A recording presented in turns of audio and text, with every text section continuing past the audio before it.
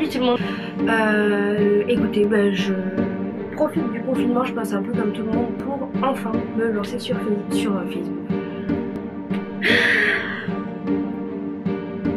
Ça va être long.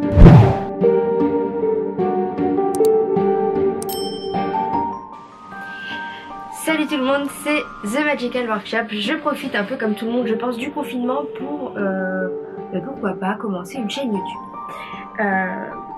J'avais pensé à vous présenter quelques créations. En vrai j'ai mis 7 dans le titre, mais j'ai un peu triché parce que j'ai pas mal de potions en fait que je vais vous montrer. Et on commence tout de suite. La première que je vais vous montrer, c'est cette armoire à potions. Donc je vais essayer de l'ouvrir comme ça. Je sais pas comment.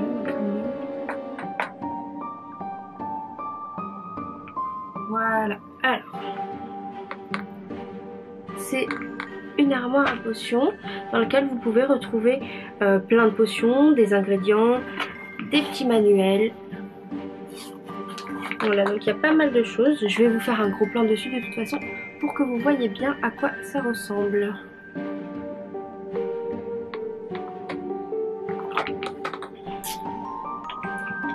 Hop. Ensuite, la deuxième création que je vais vous montrer, ça va être les petites potions, je pense. Alors, là d'abord, j'ai de la poudre d'obscurité instantanée du Pérou qui vient de chez les frères Weasley. Chez les Weasley, on le voit sous forme de comme une espèce de pierre. Et là je l'ai fait sous forme de poudre de sable, comme si on avait cassé la pierre. Ensuite ici vous avez du sang de licorne. Hop, du sang de licorne avec le petit seau au-dessus que vous pouvez aussi ouvrir. Je vais l'enlever. Et il se trouve qu'à l'intérieur en fait c'est du slime. Voilà.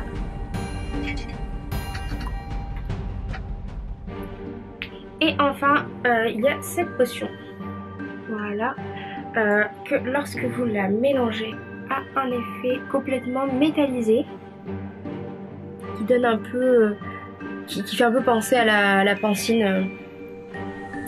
Donc voilà, donc je fais peut-être un tuto pour vous montrer comment on fait ce genre d'effet dans les potions. Ensuite, j'ai deux potions en tube comme ça. On a d'abord celle-ci. C'est une branchiflore. Voilà, avec le petit seau au-dessus, hein, toujours. Je le mets sur beaucoup de mes créations de potions surtout.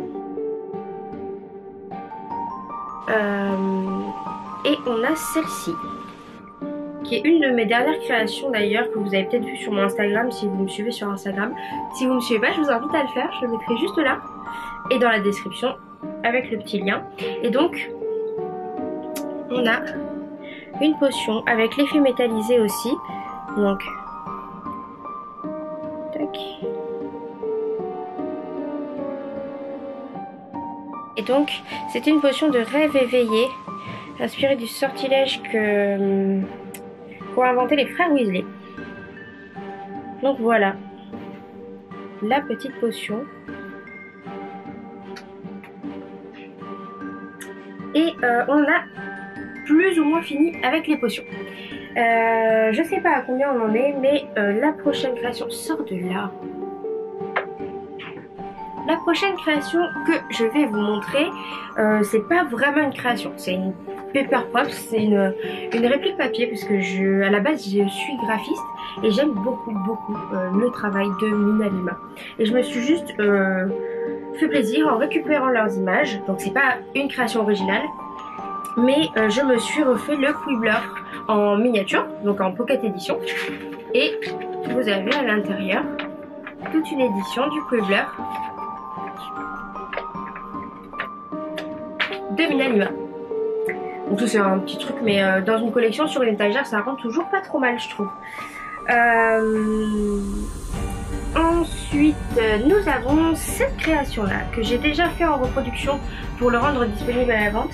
Quasiment toutes les créations que je vous montre là sont des créations que je mets en vente dans des festivals Harry Potter. D'ailleurs, je participerai au festival Escapade Magique. Je vous mettrai aussi les infos en barre d'infos. Et donc la prochaine création que je vais vous montrer, c'est celle-ci. C'est un croc de basilic. Hop. Voilà.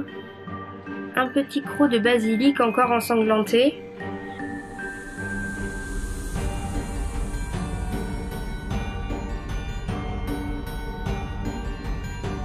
Et dernière création que je vais vous montrer, c'est celle-ci.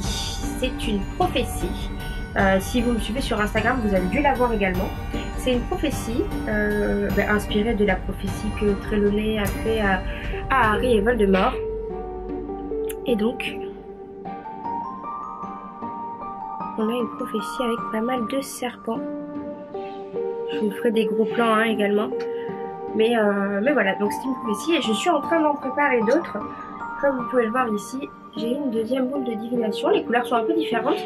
L'idée, c'est que chaque prophétie que je créerai sera unique. Elles porteront tout un numéro différent et elles seront toutes uniques. Et potentiellement, si j'ai des commandes, elles seront personnalisables. Là, j'ai mis des serpents, mais il n'y aura pas forcément des serpents sur chaque prophétie que je vais créer.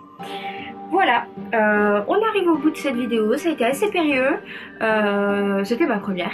Dites-moi ce que vous en pensez, si vous avez des conseils, si il y a certains objets sur lesquels vous voulez peut-être des tutos, voilà, donc n'hésitez pas, je vous attends en commentaire et je vous dis à bientôt.